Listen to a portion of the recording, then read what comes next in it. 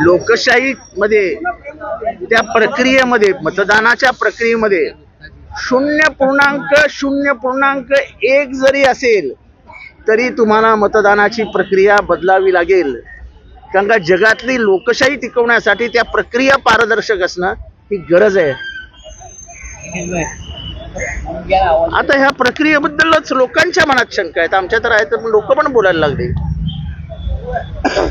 Transparency ठेवा ना. तुम्ही म्हणता ना की मतदान बरोबर झालंय, तर वरती सह्या केलेल्या चिठ्ठ्या आहेत ना, त्या मोजा, लगेच टोटल लागेल. पण निवडणूक आयोगाने तोंड उघडलं पाहिजे की 13% मतं वाढली कशी. 13% म्हणजे एकंदर मतदानाच्या 1/4 1/4 मतं एका तासात वाढतात. म्हणजे 8-9 तासामध्ये 3/4 आणि एका तासामध्ये 1/4. 13% मतदानात वाढ होते, ही कशी शक्य आहे. तुम्ही जे 17C फॉर्म दिलेत आणि मतांची बेरीज जुळतच नाहीये. मग 17C फॉर्म दिवसभर कशाला त्या एजंटला बसवून ठेवता. प्रक्रियेमधलं काहीच जुळत नसेल तर त्याचं तरी उत्तर द्या ना बाहेर येऊन. निवडणूक आयोगाने बाहेर यावं, उत्तर द्यावं. एक कॉम्प्युटर आहे. 1+1 2, 2+2 4, 3+3 6, 3+3 7 नाही होत. अपेक्षा काय आहे की मी बटन दाबलं, चिठ्ठी गेली, 1 मत पडलं, बटन दाबलं, चिठ्ठी गेली, 2 मत पडलं.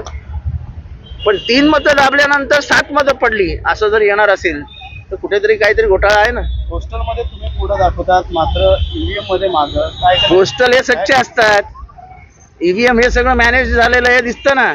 सगळीकडे पोस्टल मध्ये MB आघाडीवर आहे. मग ते काय वेडे लोक आहेत का पोस्टल मधून बॅलेट टाकणारे. राज्यपालांना पत्र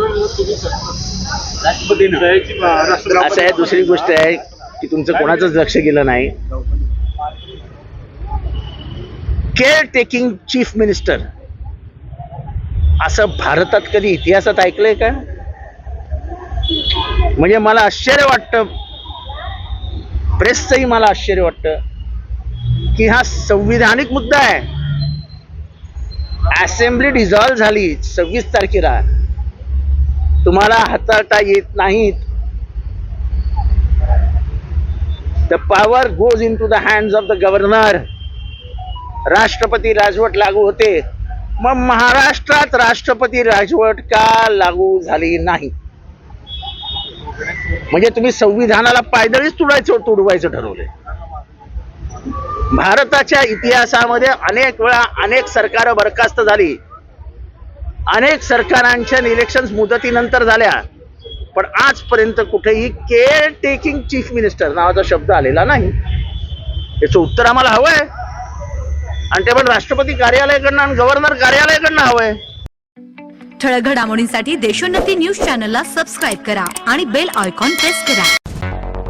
मुंबई, पुणे, नागपूर, मराठवाडा असो का विदर्भ, राजकीय, सामाजिक, शैक्षणिक क्षेत्र असो का क्रीडा, सर्वच घडामोडीचे विश्लेषण पाहायला विसरू नका.